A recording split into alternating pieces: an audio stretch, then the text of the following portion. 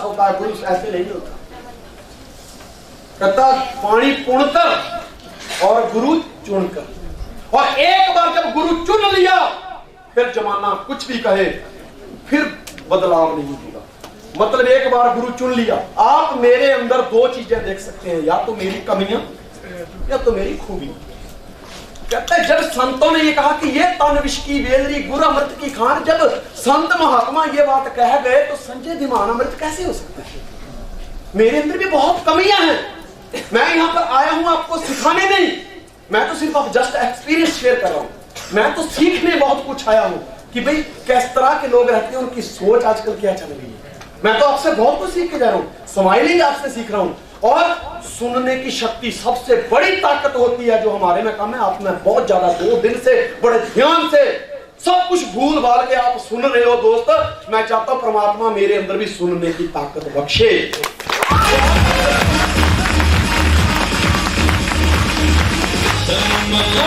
मेरे अंदर बहुत सारी कमियां और बहुत सारी खूबियां भी। ये आपकी नजर के ऊपर डिपेंड करता है कि मेरी कमियों की लिस्ट बनाते हो या मेरी खूबियों की लिस्ट बनाते हो। याद रखना, जब आप मेरी कमियां को देखने की कोशिश करोगे, खूबियों पे पर्दा है, और जब खूबियां देखोगे तो कमियां नजर। और याद रखना, मेरी कमियां आपको आगे तक नहीं लेके जाएंगी। अगर मेरी कमियों की लिस्ट बनाने लगोगे तो जिंदगी निकल जाएगी, वो कमियां आपको आगे नहीं लेके जाएंगी। लेकिन खूबियों की लिस्ट बनाओगे तो शायद 1-2 पन्नों के बाद ही आपको ये लिस्ट बनाने शुरू करोगे, 1-2 पन्नों के बाद ही जिंदगी का सार मिल जाए, जिंदगी का आगे बढ़ने का पता चल जाए। ये तन विष की बेलरी गुरु अमृत की खान, शीश दिए जो गुरु मिले तो भी सस्ता जान। आज फाइनल मैच हो रहा है। फाइनल मिस्टर संदीप को हमने बता दिया कि अब वक्त आ गया। मैं यहां तक पहुंचा हूं, मैं इस लायक हुआ मिस्टर संदीप। इस माइक की क्या वैल्यू है, इसमें बोलने की अगर मेरे अंदर हैसियत किसी ने भरी है, हजारों लोगों के बीच में बोलने का अगर डेरे किसी ने बख्शा है, वो मेरी ग्रेट अपलाइन ने बख्शा है, उसका मैं कर्जा अदा नहीं कर सकता। बहुत सारे लोग हैं जो हमेशा अपलाइन के प्रति कंप्लेंट का इतना बड़ा चिट्ठा लेके घूमते रहते हैं। अथवा आप प्रॉब्लम फोकस पीपल बनते हैं, मिस्टर टी एस धीमान ने अभी बताया था, या सॉल्यूशन फोकस पीपल बनते हैं। ये आपके ऊपर डिपेंड करता है, क्योंकि साइंस ने सब कुछ बदल दिया लेकिन वो इंसान की सोच नहीं बदल पाई। ये काम हमें खुद ही करना होगा। अब वक्त आ गया है एक फाइनल फैसले तक पहुंचने का, फाइनल डेस्टिनेशन पे। अब भी वक्त आ गया कि मिस्टर संदीप, जरूरी नहीं कि तुम मुझे अपना गुरु बनाओ, लेकिन तुम्हें अगर आगे बढ़ना है तो कोई तुम्हें गुरु बनाना पड़ेगा। एक बार अगर गुरु धारण कर लिया तो फिर कोई किंतु परंतु नहीं होगा। फिर गुरु ने बोला फायर मतलब नो आर्गुमेंट, ओनली इंप्लीमेंट। शायद मैं आज तक यहां तक पहुंचा हूं तो यही मेरे अंदर एक बड़ी क्वालिटी है कि जब भी मेरी अपलाइन ने मुझे कोई हुक्म दिया है, अगर मैं ऐसे चल रहा हूं और अपलाइन का फोन आकर उन्होंने बोला संजय धीमान ये करना है, तो मैं दूसरा पैर आगे नहीं रखता। मैं मेरे गुरु का हुक्म है, अगर मैंने पैर रख दिया तो मेरे गुरु के हुक्म के ऊपर किल्ली ठुक जाएगी, चौकड़ी बच जाएगी। इससे पहले गुरु की बात सुनो, करना क्या गुरुदेव आप आज बात करो। क्योंकि इस संसार में 3 लोग ऐसे हैं जो मेरी जिंदगी का एक्सपीरियंस है, जो 3 लोग ऐसे हैं जो हर हालत में आपका अच्छा चाहते हैं। जैसे मैंने पहले कहा था कि 3 विश्वास आपको बहुत आगे लेके जाएंगे, एक खुद के ऊपर, दूसरा सिस्टम के ऊपर, तीसरा अपलाइन के ऊपर। लेकिन इस संसार में 3 लोग ऐसे हैं जो हमेशा हर हालत में आपका अच्छा चाहते हैं। पहले परमात्मा, हम सब उसकी संतान हैं। बाप कभी अपने बच्चों के लिए बुरा भविष्य नहीं लिखता, वो हमेशा चाहता है मेरा बच्चा अच्छा कुछ करे, क्योंकि इसका अच्छा होगा, ये खुश रहेगा, इसकी स्माइलिंग से ही मेरा पेट भर जाएगा। दूसरा है, पहले है मां, पहला है भगवान, और दूसरे है हमारे साक्षात माता पिता, जो हर हालत में किसी भी बाप को, मुझे नहीं लगता वो ये चाहता है कि मेरा बेटा 6 लाख महीने का कमाए, मर्सिडीज लेके आए, BMW और 7 माले की बिल्डिंग में रहे। मुझे नहीं लगता किसी बाप का ये सपना हो। माँ बाप सिर्फ इतना जानते हैं कि मेरा बच्चा जब मिले, दिल खोल के मिले, हंस के मिले, परमात्मा इसको खुश रखे।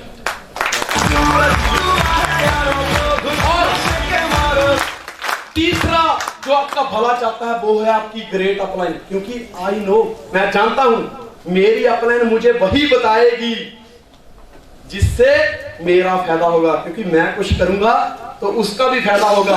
तो कोई किसी का बुरा तो सोच सकता है बाहर की दुनिया में, लेकिन नेटवर्क इंडस्ट्री में अपलाइन कभी भी बुरी सलाह नहीं देती। क्यों? क्योंकि बुरी सलाह देगी, बुरे रिजल्ट आएंगे, नुकसान किसका? इसलिए वो हमेशा अच्छी ही सलाह देती है। तो this is the time to take the decision. अब वक्त आ गया है एक मेंटर, एक गुरु चुनने का। आज इस हॉल में निकलने से पहले अपने गुरु के पांव जरूर छूना,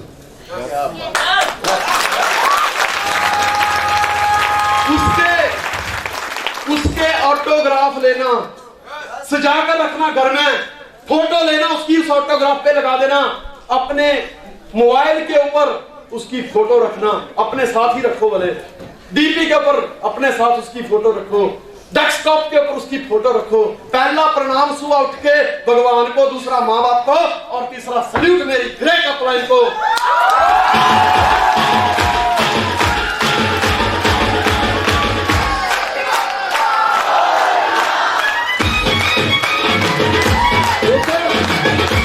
आपके पर्स में नोटों की कोई कमी नहीं रहेगी, आपकी टीआरपी हमेशा बढ़ती रहेगी, फैंस की लाइन लग जाएगी। लेकिन शर्त यह है मिस्टर संदीप, क्या तुम अपने बटुए के अंदर अपनी अपलाइन की, अपने गुरु की फोटो रख सकते हो? बड़ा मुश्किल काम है ये, कर सकते हो? छाती ठोक के किसी को कह सकते हो कि किसी का चले या ना चले, लेकिन मेरा चलेगा, क्योंकि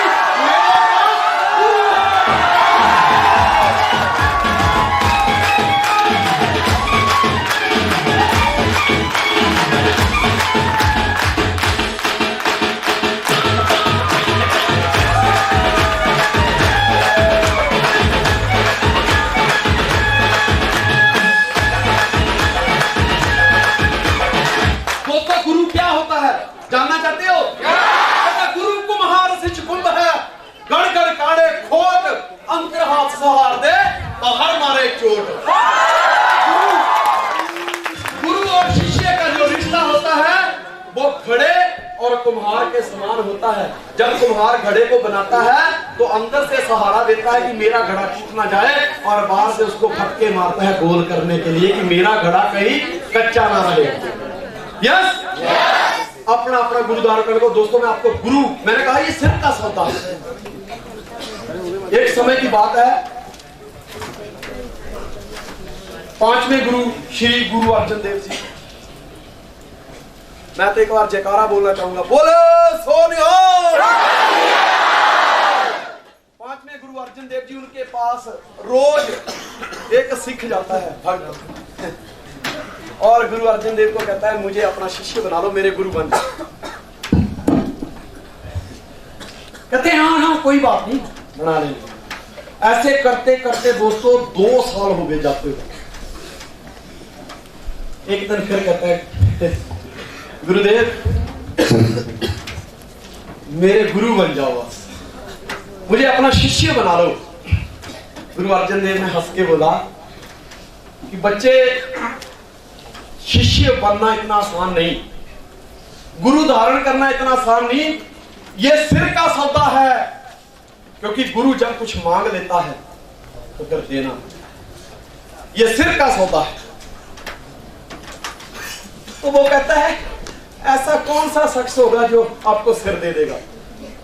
गुरुजी ने एक चिट्ठी लिखी, बोला उस पिंड में चला जा, फलाने पिंड में चला जा, फलाने गांव में चला जा, वहां पे मेरा एक सिख रहता है, उसका ये नाम है, उसको आवाज देना, उसका नाम है ये एबीसी, उसको आवाज देना और उसको कहना कि तेरे गुरु ने ये चिट्ठी दी है, पर शर्त ये है कि पहले 100 रुपया देना है, बाद में चिट्ठी मिलेगी। वो बेचारा गरीब बंदा, छोटी सी चौपड़ी थी इसकी, और उस जमाने में तो 100 रुपया बहुत बड़ा अमाउंट होता। 1700 सदी में 1600 कुछ में। तो वो गया और उसको आवाज दी, भाई से बाहर आ जा। वो आया, बोला तेरे गुरु ने ये चिट्ठी दी। बोला मेरे गुरु ने चिट्ठी दी, दे जल्दी दे जल्दी दे। कहता नहीं, गुरु ने बोला है चिट्ठी देने से पहले 100 रुपया लेना फिर चिट्ठी देनी। कहता गुरु ने 100 रुपया बोला, तू रुक। दोस्त गली में शोर मचाने चालू शुरू कर दिया कि घर बेचना है, किसी को चाहिए, घर बेचना है, किसी को चाहिए। और दोस्त उसी टाइम बोलियां लगने शुरू हुई और 100 रुपए पे बोली खत्म हुई और 100 रुपए में अपना घर बेच दिया। 100 रुपए में घर बेच दिया। बोला ये पकड़ 100 रुपया, ला मेरे गुरु की चिट्ठी दे दे। जब चिट्ठी ली, चिट्ठी पढ़ी तो चिट्ठी में गुरु साहब का हुक्म था कि बेटा जहां भी है 500 रुपया लेके जल्दी जल्दी मेरे पास आ जा, अभी हमने लंगर की सेवा लेनी है तेरे से। जब ये पढ़ा तो वो दूसरा सिख हंसने लगा जो चिट्ठी लेके आता, कहता है तेरे पास कुछ है ही नहीं। और गुरु ने ऊपर से 500 रुपया मांग लिया। कहता चुप, मेरे गुरु के बारे में कुछ मत बोलना। 500 रुपया गुरु ने बोला है, गुरु के हुक्म के मुताबिक पैसा जाएगा, चाहे खुद को क्यों ना बेचना पड़े। उसी टाइम उनके गांव में एक ढिंडोरा पिटा हुआ था। एक मस्कीनिया पहलवान था जो ताकत का बादशाह था, जिसके साथ भी कुश्ती लड़ता था, उसके हाथ पैर तोड़ देता था। वो आज तक उसको कोई हरा नहीं पाया था। वो जाके अखाड़े में पहुंच गया और कहा मुझे भी कुश्ती लड़नी है मस्कीनिया, तेरे साथ मुझे भी कुश्ती लड़नी है। मस्कीनिया उसके पास गया, बोला क्यों मरने आया, तेरे में है क्या है? एक दूंगा अभी मर जाएगा। कहता कुछ भी होए मर जाऊं, अगर मैं मर गया ना, सबने समझाने की कोशिश की, अगर मैं मर गया तो ये जो 500 रुपया आपने इनाम रखा है, हारने वाले को भी 500 था और जीतने वाले को भी 500 था। कहता अगर ये जो मैं मर गया तो ये जो 500 रुपया है मेरे इस भाई को दे देना, इस सिख को दे देना, क्योंकि मेरे गुरु का हुक्म है 500 रुपया मुझसे मांगा और लंगर की सेवा करनी है, हमने खाना खिलाना है लोगों, मेरे गुरु का हुक्म है। मस्कीनी ने सोचा यार, जब उसका चेला ही शिष्य ही इतना देरी नवाज है तो गुरु कैसा होगा? जो मरने के लिए शिष्य तैयार हो गया तो गुरु कैसा होगा? मस्कीनी ने धीरे से बोला देख एक शर्त है। बोले क्या? बोला मैं तुझे 2-4 से मुक्के शुक्के मारूंगा और फिर मैं गिर जाऊंगा, तू धक्का देना मैं गिर जाऊंगा और फिर मैं पीठ लगा दूंगा, तेरी जीत हो जाएगी, लेकिन शर्त ये है तुझे 500 भी मिल जाएगा, लेकिन शर्त एक है। बोले क्या? मुझे उस गुरु से मिला दे। बोलता ठीक है। और वैसे ही हुआ।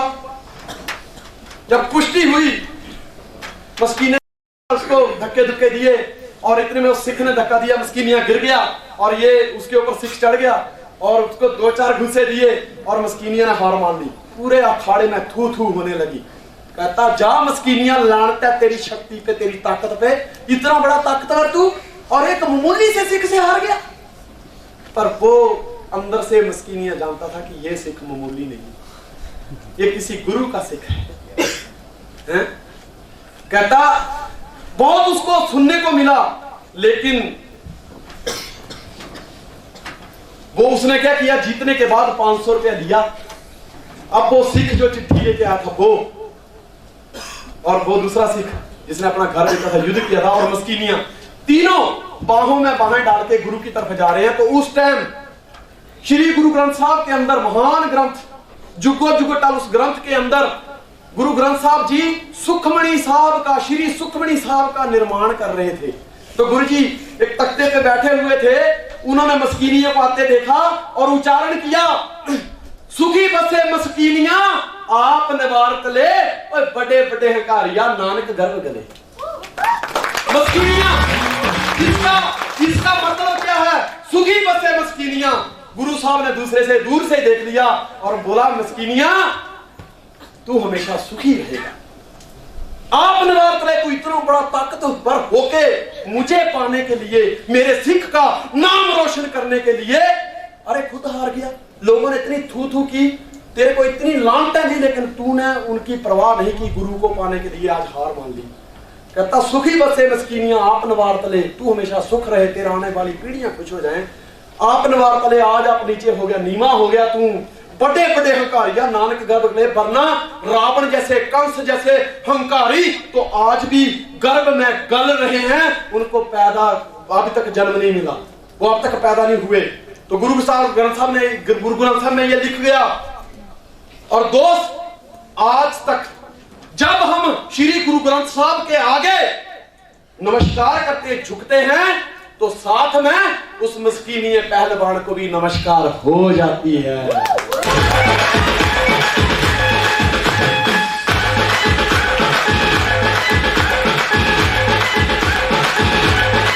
ये होता है गुरु। और गुरु कहते दुनिया से हार जाओ, और आपके पास गुरु है तो जीतना कैसे है वो आपको जिता देगा। तो इसीलिए आज मिस्टर संदीप के साथ बैठ के बात करनी है कि मिस्टर संदीप, इस संसार में जितने भी महान लोग हुए हैं उनके पीछे एक गुरु था, और गुरु के लिए जान दे दो, पीछे मत हटो, मत सुनो अपने गुरु की बुराई। उसको बोल मैं सब कुछ सुन सकता हूं, अपने खिलाफ सुन सकता हूं, लेकिन अपने गुरु के खिलाफ एक शब्द नहीं सुन सकता। क्या ये कर सकते हो? यस। सिकंदर महान, कितना बड़ा नाम था सिकंदर महान।